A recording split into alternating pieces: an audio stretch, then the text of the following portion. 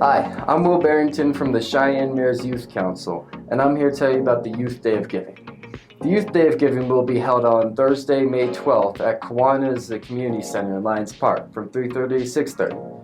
The Youth Day of Giving is a youth-run event in which a group of up to 60 youth volunteers will be organizing the non-perishables donated for the Cheyenne Day of Giving into boxes to be delivered to the respected nonprofit organizations within the city.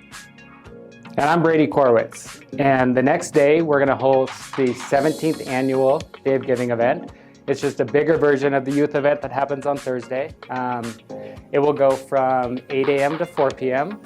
And on that day, along with the non-perishable food items and the toiletries, we're going to be doing blood donations. We accept craft items. So if you're doing your spring cleaning, we ask you look through for craft items, for medical equipment, for eyeglasses, for used cell phones, and then come in and donate blood. And everything we get donated that day, 100% goes out to the nonprofit. So once again, if you can come out and support the youth event on Thursday, May 12th, or come out anytime during the day on Friday, May 13th, we'd sure appreciate it. Thanks so much. Yep, see you there.